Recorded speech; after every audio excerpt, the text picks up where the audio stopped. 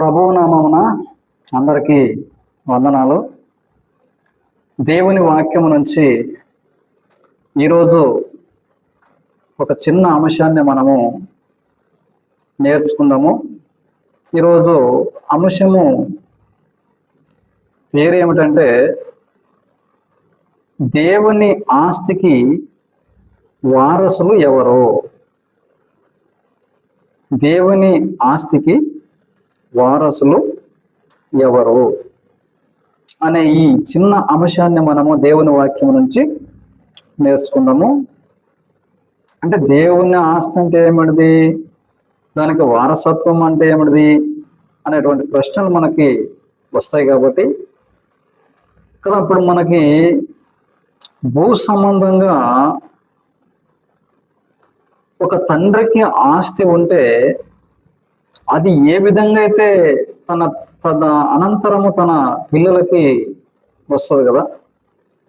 మరి ఇంతకి దేవుని ఆస్తి అంటే ఏమిటిది, అది ఎలా మనకి వారసులు కాగలము దానికి అనేటువంటి ఈ యొక్క అంశం మీద మనం ఈరోజు దేవుని వాక్యంని నేర్చుకుందాము. ఒకసారి మీ సమయాన్ని వెచ్చించి శ్రద్ధగా దేవుని వాక్యము వినవలసిందిగా ప్రభువు నామమున మీ అందరికీ మనవి చేస్తూ, అబ్రహాము ఒకసారి అంటాడు, ఎంతో డబ్బు సంపాదించాడు, గొర్రెలు సంపాదించాడు కదా, విస్తారమైనటువంటి ఆస్తి ఆయన సమకూర్చాడు. సమకూర్చినప్పుడు సంతానం లేదు. అప్పుడు ఆయన అంటున్నటువంటి ఒక మాటని మనం జ్ఞాపకం చేసుకొని ఒకసారి కొత్త నిబంధనకు మనము వస్తాము. ఆదికాండము 15వ అధ్యాయము, ఆదికాండము 15వ అధ్యాయము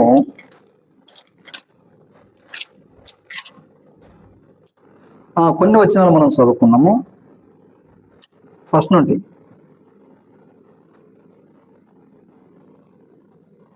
ఇవి జరిగిన తర్వాత యెహోవా వాక్యం అబ్రహాముకు దర్శనమందు వచ్చి, అబ్రహామా భయపడకుము, నేను నీకు కేడమును నీ బహుమానమును అత్యధికమగునని చెప్పాను.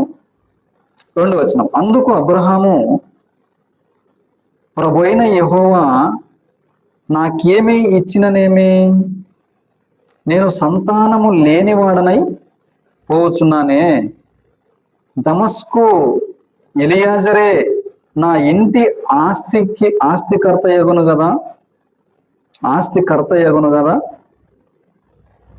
ఆస్తికర్త కావడమేంది, నా ఆస్తికి వారసుడు అని అంటాడు. నీవేం చెప్పినా ఏం ప్రభువా, దేవుణ్ణి యెహోవా దేవుణ్ణి అబ్రహాం అంటాడు, నీవు నాకు ఏమి ఇచ్చినా ఏమంది ప్రభువా, నేను సంతానము లేని వాడనే అయిపోతున్నాను, నా ఆస్తి అంతా నా దాసునికి వెళ్ళిపోయే అవకాశం ఉంది, నా ఆస్తికి వారసుడు ఎలియాజరు అయ్యే అవకాశం ఉంది కదా. ఎంత ఆస్తి ఉంది ఆయనకి? ఒకసారి 13వ అధ్యాయం 2వ వచనం చూడండి ఒకసారి. అబ్రహాము వెండి బంగారములు పశువులు కలిగి బహుధనవంతుడై ఉండెను. బహుధనవంతుడై ఉన్నాడంట అబ్రహాం. ఎండి బంగారాలు, పశువులు, గొర్రెలు, ఒంటెలు, విస్తారమైనటువంటి సంపాదన ఉంది, ధనవంతుడుగా ఉన్నాడు అబ్రహాము. కాబట్టి ఈ సంపద అంతా ఎవరికి వెళ్ళిపోతుంది? నా గర్భములో ఒకవేళ వారసుడు అనేటువంటి వాడు పుడితే ఈ ఆస్తికి వారసుడు అవుతాడు. కాబట్టి ఒకవేళ నా గర్భములోన వారసుడు రాకుంటే ఈ ఆస్తి ఎలియాజరు వారసత్వం అయిపోతుంది అంటారు కదా. మరి ఇప్పుడు దేవుని ఆస్తి ఏమిటిది? దానిని వారసుడు కావడం ఏంది అనేటువంటి ప్రశ్న మనకు వస్తుంది ఇక్కడ. దేవునికి ఏమన్నా పొలం ఉందా? దేవునికి ఏమైనా బిల్డింగ్లు ఉన్నాయా? మరి దానికి వారసులు కావడానికి ఆస్తి అనగానే మనకు అదే కదా, తండ్రి నుండి వచ్చేటువంటి ఆస్తి అనగానే మనకు అదే గుర్తొస్తుంది కదా. కాబట్టి ఒకసారి మార్కు సువార్త 10వ అధ్యాయము 17వ వచనాన్ని కనుక మనం చూసినట్లయితే అక్కడ చక్కటి మాటలు ప్రభువు వారు తెలియజేస్తారు. యేసు ప్రభువు ఆయన భూమి మీద ఉన్న రోజులలో ఒక ధనవంతుడు అయినటువంటి యవనస్తుడు యేసు ప్రభు దగ్గరికి వచ్చి ఏమని మాట్లాడతాడో ఒకసారి మనం అది చదువుకుందాం. చూడండి, మార్కు సువార్త 10వ అధ్యాయం 17వ వచనం చూడండి ఒకసారి. ఆయన బయలుదేరి మార్గమున పోచుండగా ఒకడు పరిగెత్తుకొని వచ్చి ఆయన ఎదుట మోకాలుని సద్బోధకుడా నిత్య జీవమునకు వారసుడొకటకు నేనేమి చేయుదును అని ఆయనను అడిగాను. ఏమిటికి వారసుడు కావాలి అతనంటే తని? నిత్య జీవానికి నేను వారసత్వాన్ని కావాలా. ఇది కొత్తగా అనిపిస్తుంది అన్నమాట, ఎప్పుడు వినలే. ఏదో 10 బిల్డింగులు ఉన్నాయంటే దానికి నన్ను వారసునండి అని చెప్పుకునేటువంటి వాళ్ళని మనం చూడొచ్చు.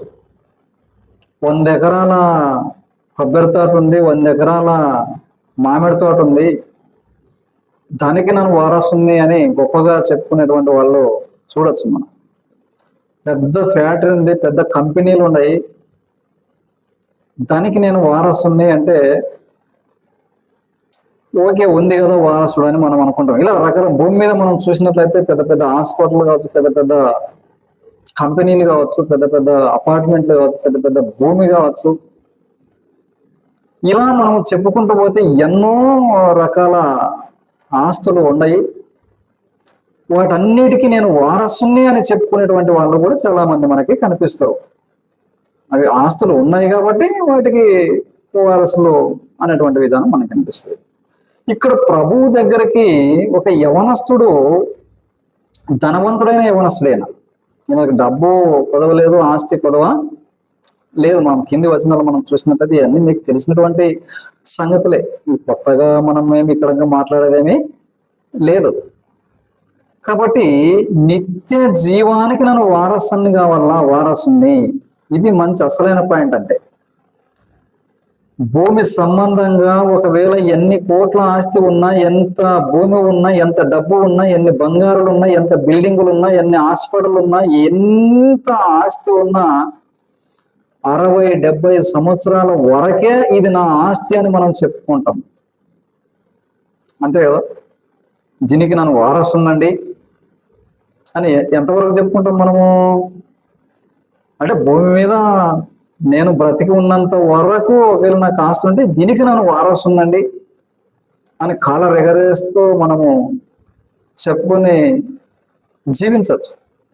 ఇది తప్పులేదు, ఇది తప్పు కాదు. ఇక్కడ మరి నిత్య జీవానికి వారసుని కావాలనేటువంటి పాయింట్ని ఎవరు ఆలోచన చేయలేదు. ఈ యొక్క యవనస్తుడు మంచి నిర్ణయం, అది మంచి ప్రశ్న కూడా. ఇది ఎవరు ఆ ప్రశ్న వేయలేదు కదా. ఇతను కూడా ఎన్నో ఆస్తులకు వారసుడే, కానీ ఈ ఆస్తులల్లా, నాకున్నటువంటి ఈ ఆస్తులల్లా కూడా నిత్య జీవాన్ని ఇచ్చే ఆస్తులు కాదు. ఒకవేళ 10 బిల్డింగులు ఉండొచ్చు, 100 ఎకరాల భూమి ఉండొచ్చు, ఒక హాస్పిటల్ ఉండొచ్చు, 100 ఎకరాల కొబ్బరి తోట ఉండొచ్చు, 100 ఎకరాల మామిడి తోట ఉండొచ్చు, పెద్ద పెద్ద కంపెనీలు ఉండొచ్చు. ఇవన్నీ ఉన్నా కూడా అవన్నీ నిత్య జీవాన్ని ఇవ్వలేవు కదా, ఇవ్వలేవు. అవి 60-70 సంవత్సరాలు ఈ భూమి మీద ఉన్నంత కాలము అవి ఒకవేళ మనల్ని పోషిస్తామేమో, అంతవరకు నడుస్తావు. ఆ ఆస్తులు అంతవరకు కాపాడగలవు. తినేదానికి కొదవ లేకుండా తిని తిని తిని ఆపతొస్తే హాస్పిటల్ చూపించడానికి డబ్బు, అంతవరకు నడుస్తుంది ఈ ఆస్తులు. మరి ఇక్కడ ఈ యవనస్తుడు అడుగుతున్నటువంటి ప్రశ్న గొప్పది. అంటే ఈయనకి ఏమర్థమైంది, ఈయన కూడా ధనవంతుడే. నాకున్న ధనము, నాకున్నటువంటి ఆస్తులు, నాకున్నటువంటి బిల్డింగ్లు కావచ్చు, నాకున్న భూమి కావచ్చు, నాకున్న కంపెనీలు కావచ్చు, నాకున్నటువంటి ప్రతిదీ కావచ్చు, అన్ని నాకు నిత్య జీవము ఇవ్వలేవు అని సరైన వ్యక్తి దగ్గరికి వచ్చి సరైనటువంటి ప్రశ్ననే అడిగాడు కదా. నిత్య జీవానికి నేను వారసుని కావాలా, నేను ఏం చేయాలా, దానికోసం నేను ఏం చేయాలా? దీనికోసం ఎవరు ఆరాట పడరు. ఎవరన్నా ఓ 10 ఎకరాలు భూమి కొనడానికి నేను ఈ పని చేస్తానండి, కష్టపడతానండి. ఒక కంపెనీ కట్టుకున్నటువంటి వాడు ఇంకొక కంపెనీ కట్టించేదానికి ఆరాట పడవచ్చు. ఒక హాస్పిటల్ పెట్టుకున్న వ్యక్తి ఇంకొక హాస్పిటల్ కట్టించాలని ప్రయాసపడచ్చు. 100 ఎకరాల భూములను ఇంకా ఒక 100 ఎకరాలు సంపాదించాలని ఆరాట పడచ్చు. కానీ నిత్య జీవానికి నన్ను వారసుని కావాలా అన్నటువంటి ఏకైక వ్యక్తి మనకి, ఈ వ్యక్తి సరైనటువంటి వ్యక్తి దగ్గరికి వచ్చి సరైనటువంటి ప్రశ్ననే అడిగాడు. ఏం చేయాలను, ఏం చేస్తే అది వస్తుంది కదా, మంచిదే. మరి ధర్మశాస్త్రం ఉంది కదా నీ దగ్గర,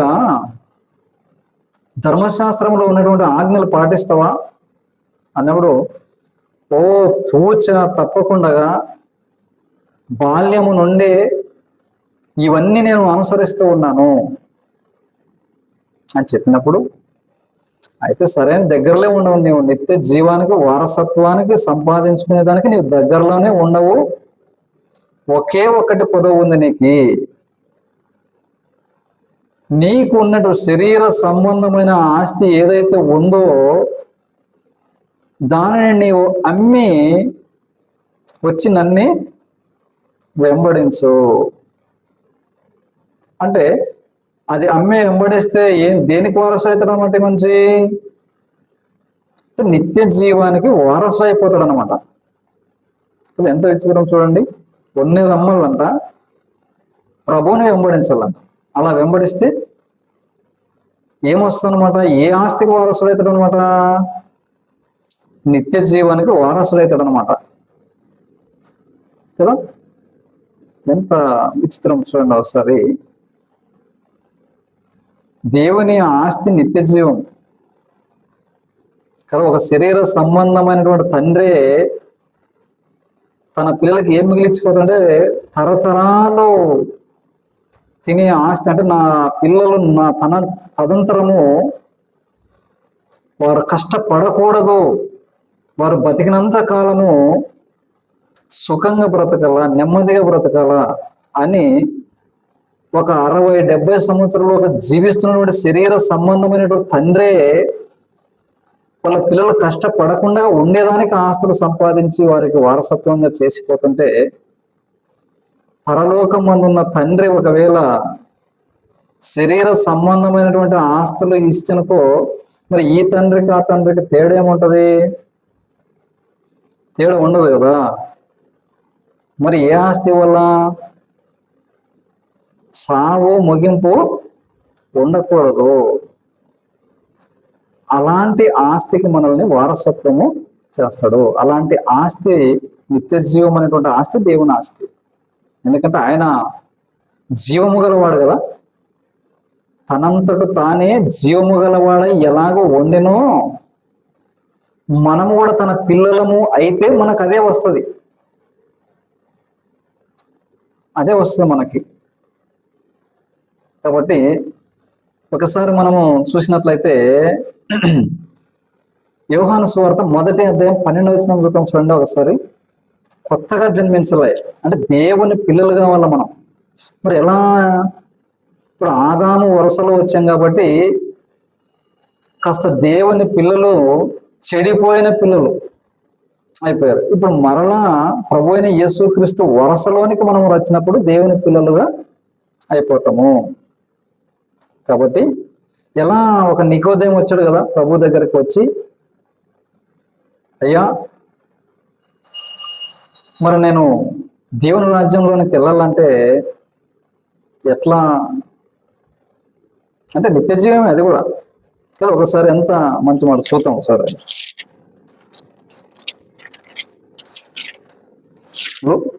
యోహాను సువార్త 3వ అధ్యాయము ఫస్ట్ నుండి చూద్దాం ఒకసారి.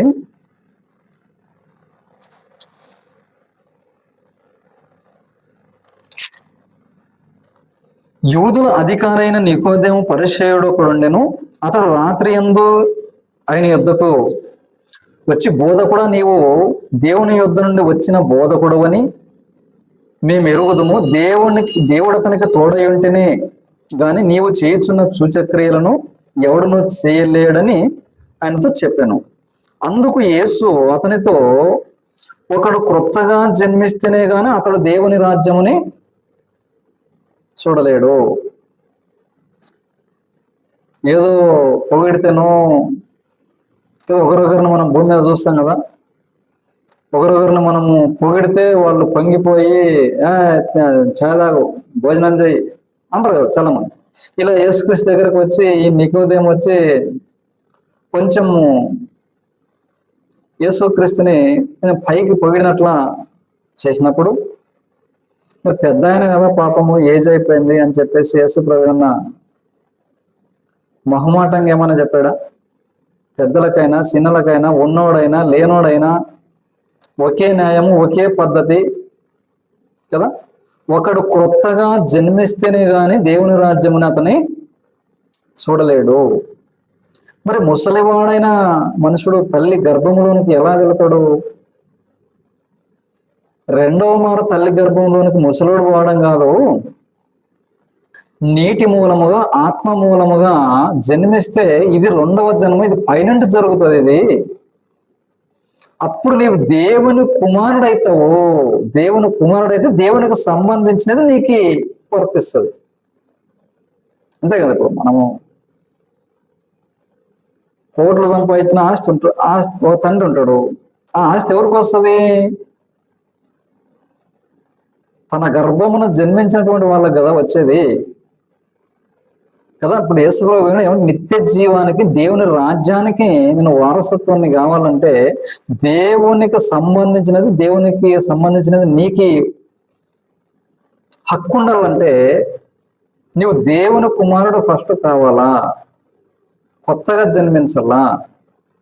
ఎలా కొత్తగా జన్మించాలి? తల్లి గర్భంలోనికి రెండోసారి పోవడం కాదు, నీటి మూలముగా ఆత్మ మూలముగా జన్మించాలా అన్నాడు అక్కడ. ఒకసారి అదే 1వ అధ్యాయం 12వ వచనం చూద్దాం చూడండి. 1వ అధ్యాయం 12వ వచనం. తన్ను ఎందరు అంగీకరించిరో వారందరికీ అనగా తన నామమందు విశ్వాసముంచు వారికి దేవుని పిల్లలు ఆగుటకు ఆయన అధికారం అనుగ్రహించెను. ఎందరూ ఆయన చెప్పిన మాటకు లోబడి నీటిలో ఆత్మ మూలంగా, నీటి మూలంగా ఎవరైతే జన్మిస్తారో ఆయన చెప్పిన మాటకు లోబడి వారందరూ విశ్వాసము ద్వారా దేవుని పిల్లలుగా తీర్చబడిరి. అది ఎంతమంది? మరోసారి చూడండి ఎలా జరుగుతుంది దేవుని పిల్లలు అనడానికి. కిందికి మరి 13వ వచనంలో ఏం చెప్తారంటే 12, 13 రెండు చదువుకున్నాం ఒకసారి. తన్ను ఎందరూ అంగీకరించరో వారందరికీ అనగా తన నామమందు విశ్వాసముంచు వారికి దేవుని పిల్లలగుటకు ఆయన అధికారము అనుగ్రహించెను. వారు దేవుని వలన పుట్టిన వారే గాని రక్తము వలనైనను శరీరేచ్ఛ వలనైనను మనస్సేచ్ఛ వలనైనను పుట్టిన వారు కారు. ఎలా పుట్టారంటే శరీరహేచ్ఛ మనుష్యేచ్ఛ వలన పుట్టిన వారు కారు. దేవుని వలన ఈ కార్యం దొరుకుతుంది. చెప్పిన మాటకు లోబడినప్పుడు ఇప్పటి నుంచి ఈమె నా కుమార్తె, ఈయన నా కుమారుడు అని అధికారం అనుగ్రహిస్తారంట. అధికారం అనుగ్రహించిన పరిశుద్ధాత్మని మనకు వరంగా ఇస్తాడు. ఇంకా మీకు అర్థం కానికే మనము ఆ మిరప బస్తాలు కావచ్చు, మనం బుడ్డల బస్తాలు కావచ్చు, ఇంకా రకరకాలుగా మనం మార్కెట్కి తీసుకొని వెళ్ళినప్పుడు మన సరుకుని ఆ కొనుక్కునే యజమాని ఎవరైతే ఎక్కువ రేటుకి దానిని ఏలంపాట పాడతారో అప్పుడు దానిని వారు స్వాధీనం చేసుకున్నప్పుడు ఆ యజమానికి సంబంధించినటువంటి ఒక గుర్తు, ఆ పచ్చ రంగు, ఎర్ర రంగు, నీలి రంగు దానికి సంచికి రాస్తారు అనమాట. అంటే ఈ లాటు నేను తీసుకున్నాను, ఇది నా ముద్ర అని వేస్తాడు కదా. అలా ఎప్పుడు మనము విశ్వాసము ద్వారా దేవుని అంగీకరించమునో అప్పుడు పరిశుద్ధాత్మ ముద్రిస్తని ఎఫెసీ పత్రికలో మనకి కనిపిస్తుంది. ముద్రించినప్పుడు ఈడు నా కుమారుడు అని అధికారము అనుగ్రహించెను.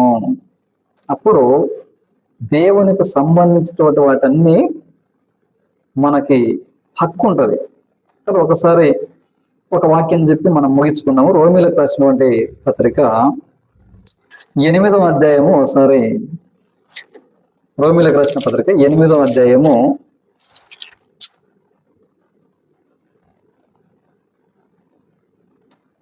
14వ వచనం చూద్దాం ఒకసారి. దేవుని ఆత్మచేత ఎందరు నడిపింపబడుదురో వారందరూ దేవుని కుమారులై ఉందురో. దేవుని ఆత్మచేత ఎందరు నడిపింపబడతారో వారందరూ దేవుని కుమారులై ఉందరు, దేవుని కుమారులై ఉంటారు.